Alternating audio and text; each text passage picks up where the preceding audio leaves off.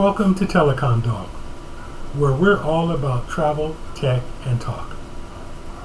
Today's video, Windows 10 Linux Dual Boot Project, Backup and Restore, Part 2. Hello everyone, welcome to the project, that series of videos that we're going to look at all the steps involved in taking a fully functional computer, backing it up, formatting the hard drive, have a discussion about the implementation of encryption, and then the reinstallation from the ground up of Windows 10 and Linux in the form of a dual boot system. We'll start out by using the backup and restore just in case something goes wrong with this system and I want to be restored back to where I was before I started the project.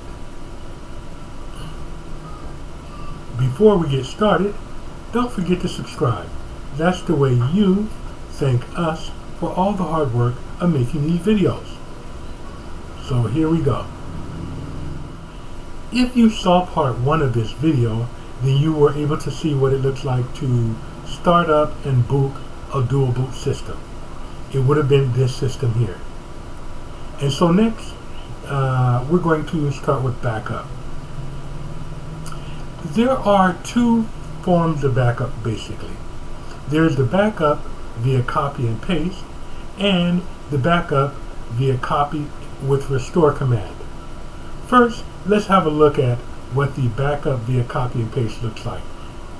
Here, looking at the computer screen, I think the first thing we will do is I have a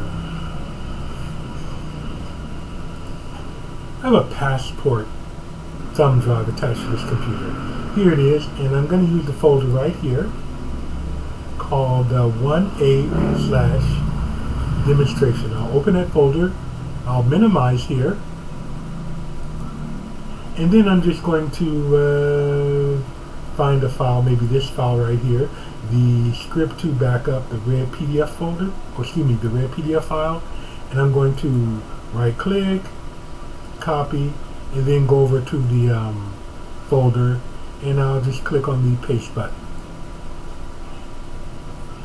Click on the paste button a second time, and there we have it. It should copy over. There it is. Now the paste, or now the file is in both the desktop and the folder which I saved it on the passport drive. Now that I have it on the passport drive, I'll minimize it for a moment. And then I'll come here to the desktop. As you can see, I'm back at the script2 backup file, the red PDF file, red and white PDF file. I'm going to right click, open, and delete that file. That file has now been deleted. But I made a copy or a backup of that, and that is now on the passport drive. So I'll go there again, open that up. Here we are, and we have that file. I'll just simply go there, copy, come back to my desktop right about here, and right click again and paste. And there we have it. The file has been restored. That's the simplest form of backing up or making extra copies of files. That type of backup is best for when you have a few folders or a few files. For simple backups. There are times where your backup is going to be much more complicated than that. And so you're going to want to use the other option, which is the backup via copy with restore command.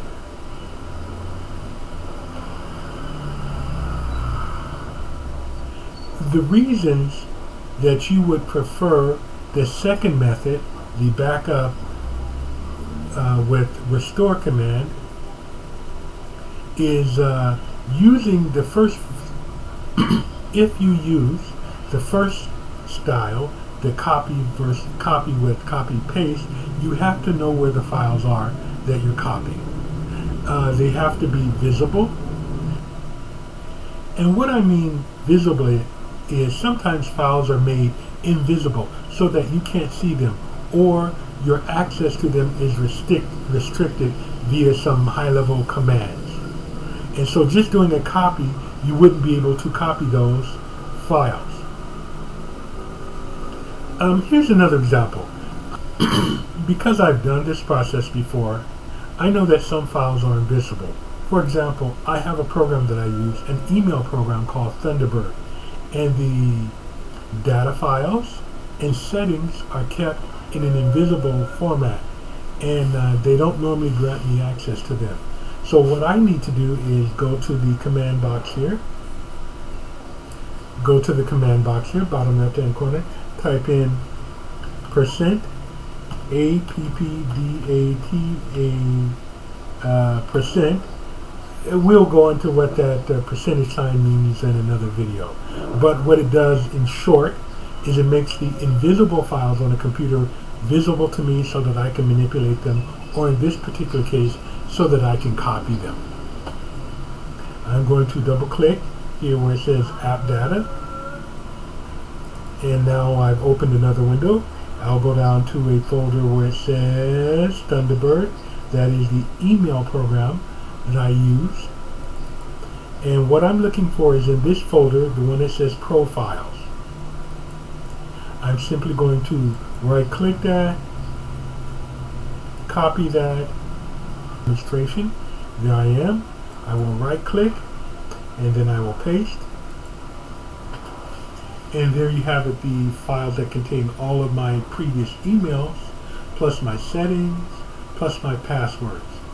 So using this simple form of backup, if you don't know where every file is, if you don't know that every file is accessible, that you have access without having the administrative access and being the actual owner of the file, then you're probably better off using the second form of backup. And so there we have that. The second form of backup is a program called Backup or Backup and Restore. You can find it in Windows itself. You can download for free a third-party version of a program to do backups, or you can purchase a third-party version of a backup program. It all depends on you and your particular needs. So let's start back over here at the search window. I'll try Backup and Restore. Here we go, Backup Settings. Let's see if that's what we're looking for. Okay, over here on the left hand side, there's a section that says Backup. Let's click that, see what happens.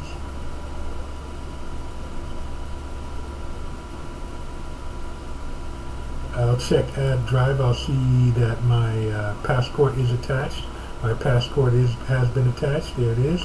So that's actually where I'm going to back up this computer to. I'm going to back it up to the passport drive. And now it says at the very bottom in blue, go to Backup and Restore Windows 7. That's what I'm looking for. So I will click there. Okay.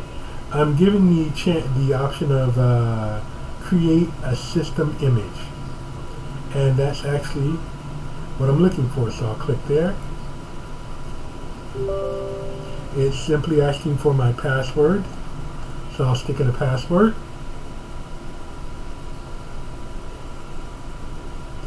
And it's setting up. The initial setup of this takes a few minutes, but once it's set up from that point on, you can either set it to back up your entire computer or parts of your computer automatically.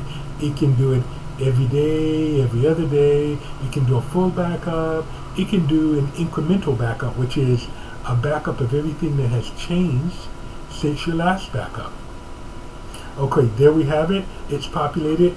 I'm going to back up to my passport D. That's what I'm going to back up. Next. If just to mention, if I wanted to back it up somewhere else, the second option on one or more DVDs, I could do a DVD style, but that would take a whole bunch of DVDs, and we don't want to do that. So you're better off with a thumb drive or a drive large enough to back that up. How large should it be? If you have nothing on your computer except for a fresh installed version of Windows, that's going to be about 16 gigabytes. So that means that your drive would need to be larger than 16 gigabytes. I happen to know that my drive is going to be substantially larger than 16 gigabytes, so I'm going to need a drive larger than that. We'll find out how much larger in just a moment. So here I am at the bottom where it says Next. I will go ahead and click on the Next button. And there it is summarizing again. There it is, backup location, my drive. And these are the three things that we're going to back up. The system, the very crucial files necessary to make the computer run. We're going to back up C drive, the other stuff and systems. And then we're going to back up E, which is the recovery drive. It's the drive that your computer creates for emergency, so that should you have to restore your computer to a previous version, what you're looking for is going to be in that E drive. It's E drive on this particular computer, but it may vary on your computer depending on the setup. We will go ahead with start backup, and the computer is going to take a few moments, and it's going to calculate how large my drive should be.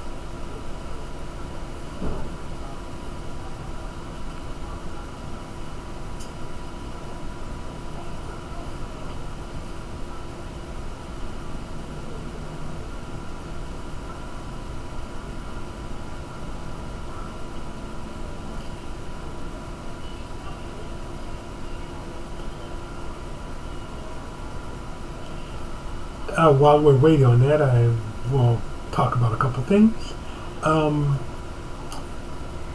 This backup, option 2, which is the backup with restore command, is best for backing up the complete computer, because it will copy all those hidden files we were talking about, as well as it can copy one file or one folder or several files or several folders, and it can restore only one file if you need to restore one file.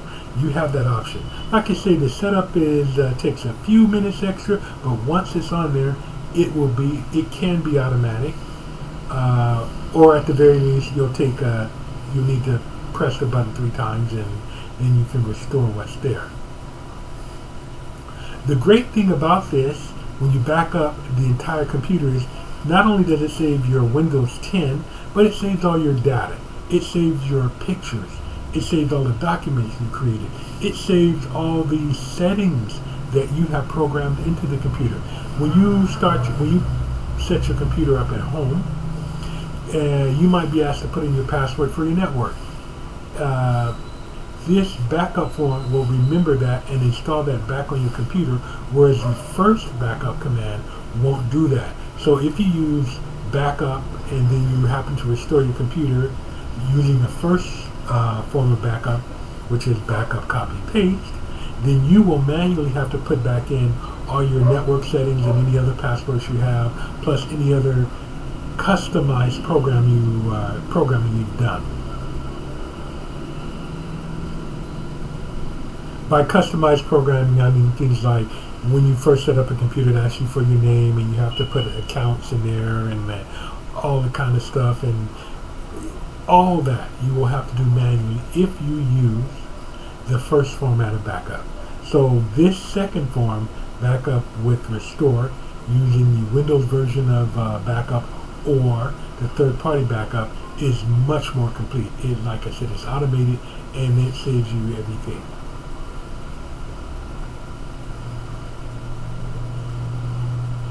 You can never have too many copies of backup. I try and keep 4, 5, 6 copies, because it is possible that one of your copies of backup can go wrong. It can go bad. You won't know till it's an emergency. You go back to try and get that file, and all of a sudden you can't retrieve that file because the backup copy is bad. It's possible, so you should be prepared for that contingency. You should have several types of backups. You can back up to the cloud, or using Dropbox, or using Google. You can back up to a local drive, like I have my Passport drive, you can back up to your local drive and then send that local drive somewhere else. The disadvantages of backing up to the cloud or Dropbox or Google is that when it's time to restore, you can only restore as fast as your connection. And like I've already told you, for Windows is 14 gigabytes by itself, depending on how fast your drive is. That could be quite a download. That could be 2 hours, 3 hours, 10 hours, 12 hours. I'm gonna guess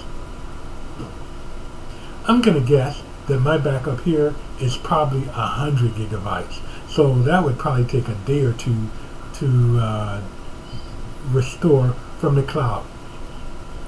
Secondly, and more importantly, if you're trying to restore from the clouds, you must have a fully functional machine. Your machine can't be completely broke. That means if it's running funny, if it takes too long to load, and that's why you're going to that's why you're going to use the restore and set your machine back to better times, to times when it was running better, and it's taking forever to do everything, then you can't download from the cloud, because it's going to need to be a functional machine, and then B, you have to deal with how fast your internet connection is for the download of this stuff. This is probably going to take a little bit longer while it's calculating, so I'll go ahead and stop the video here, and we'll pick up when this tells us how long we have to be. So I'll see you shortly. Here we are. The backup is complete, and there's one more additional message asking if we'd like to create a system repair disk. Should you have some problem with your system and you think you can repair it without completely restoring over your existing system, if you have those technical abilities, then the various tools that Windows has for working on your system will be included on this disk. Should you have trouble booting your system, what you need may be found on this disk or USB drive or whichever form tool you choose to download. Anyway, there it is. I'm going to go ahead and answer no to that question because I've already got that tool.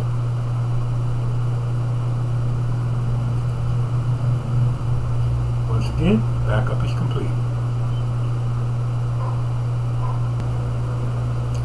So there you have it. Both types of backup. Backup using copy-paste and backup with the restore command. Don't forget, click on the notification bell. That way you'll be notified as soon as we upload another video.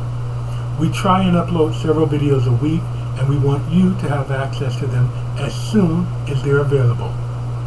That's another episode of Telecom Dog. This video can be found in the Tech Tuesday section of our YouTube channel. See you in the next video. Don't forget to like, comment, share, and subscribe.